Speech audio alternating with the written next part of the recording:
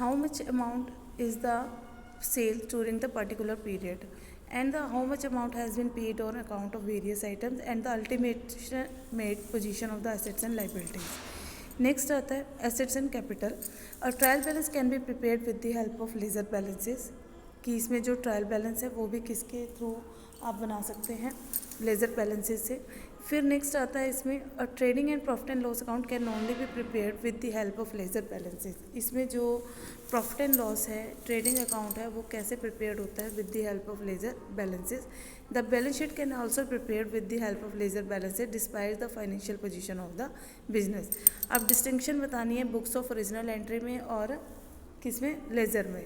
तो the books in which business transactions are recorded first of all books of original entry, या जिसको बोलते हैं स्पेशल पर्पस कौन सी सब्सिडरी बुक्स, और उसके बाद जहाँ पे उसको ट्रांसफ़र किया जाता है उस बुक को कौन सी बुक बोला जाता है, प्रिंसिपल बुक, और उसको हम क्या बोलते हैं, लेजर।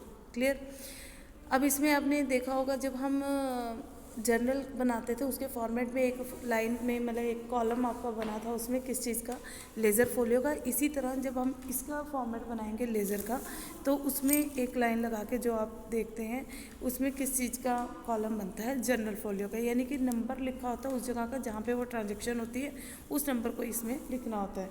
तो इसका कैसे बनता है, परफॉर्मा ऑफ लेज़र, ये टी अकाउंट भी बोल सकते हैं इसको।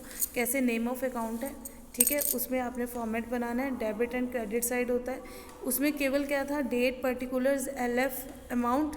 इसमें क्या होता है, दो साइड्स होती हैं, one is debit side, second is credit. Because कई ट्रांजेक्शन्स में मान लीजिए कैश आपका डेबिट हुआ है और कुछ में क्या हुआ है, कैश क्रेडिट हुआ है। तो दैट मीन्स आपको इस केस में क्या करना पड़ता है कि कैश में अगर यहाँ पे डेबिट हुआ है उसको उसके अकॉर्डिंग पोस्ट करना है, अगर वो क्रेडिट हुआ तो उसके अकॉर्डिंग क्रेडिट करना है।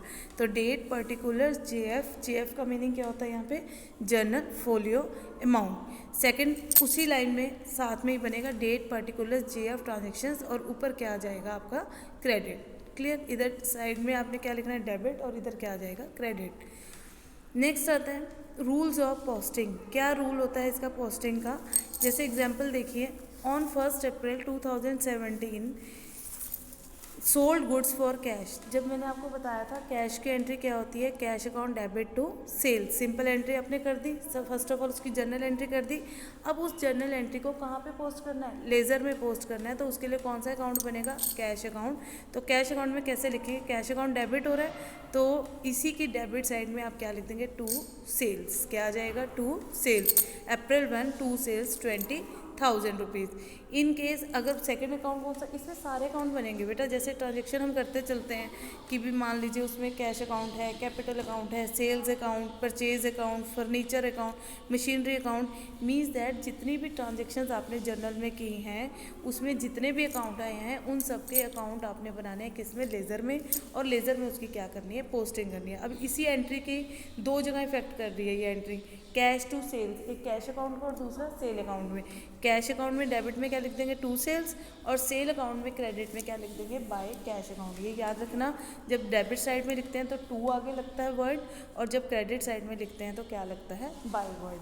नेक्स्ट आता है posting of compound journal entry. Sometime क्या होता है कि एक ही एंट्री में आप क्या दो फैक्ट आ जाते हैं। जैसे मान लीजिए इसमें आपको गिवन है 10 अप्रैल 2017 को कैश रिसीव्ड हुआ गोपाल से 14,800 का, जिसमें डिस्काउंट अलाउड हो गया 200। मैंने आपको बताया था डिस्काउंट अलाउड ऑलवेज भी डेबिटेड। तो cash account debit, discount allowed account debit to Gopal and company. तो कैश अकाउंट में कितना गया 14,800, डिस्काउंट अलाउड में 200, एंड गोपाल एंड कंपनी में कितना आ गया था 15,000। ये तो सिंपल ट्रांजेक्शन थी जो आप जर्नल में पोस्ट करते हो। अब इसके अकॉर्डिंग आपके कितने अकाउंट्स बनेंगे, अब देखो यहाँ पे कितने अकाउंट बन सकते हैं, cash account, discount allowed account, next is Gopal and company account. तो first is cash account. Cash account अगर बना रहे हो तो कैश यहाँ पे क्या हुआ है, डेबिट हुआ है ना। तो क्रेडिट, इसकी डेबिट साइड में हम क्या लिख देंगे, to Gopal and company, but amount कौन सा आएगा, सिर्फ कैश वाला 14,800। डिस्काउंट अलाउड अकाउंट है तो इसमें भी क्या आ जाएगा, टू गोपाल एंड कंपनी, और अमाउंट सिर्फ कितना आ जाएगा 200। बट जब आप गोपाल एंड कंपनी का अकाउंट बना रहे हो तो उसमें दो ट्रांजेक्शन्स आएंगी क्रेडिट साइड में। अब क्या वर्ड आगे लग जाएगा, बाय। तो क्या लगेगा, by cash account 14,800 and bye discount allowed account कितना आ जाएगा 200।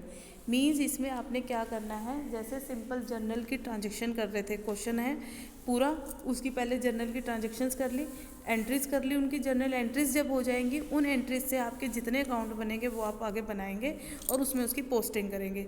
सिंपल है। अगर कोई जैसे कैश अकाउंट डेबिट हो रहा है तो उसके क्या लिख देंगे, डेबिट साइड में 2, जो उसके क्रेडिट वाला आइटम है, जैसे 2 Gopal and company, discount allowed debit हो रहा है तो इसके भी डेबिट साइड में क्या लिख देंगे, 2 गोपाल एंड कंपनी, क्योंकि वो उसको क्रेडिट कर रहा है। Third one, Gopal and company अगर क्रेडिट हो रहा है तो उसके डेबिट वाले आ जाएंगे बाय कैश और bye discount allowed account. Clear.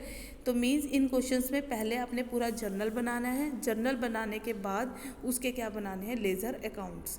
Ledger accounts सभी बनेंगे। जैसे मान लीजिए नेक्स्ट आपको दिया हुआ है क्वेश्चन, अब इसमें CR Ram sons commences business with cash, cash account debit to capital, purchase furniture for cash, furniture to cash, purchase goods for cash, purchases to cash, purchase goods from Vishal trading and from Mohan garments, name आ जाते हैं, purchases to Vishal, purchases to Mohan garments, इस type से चलते हैं।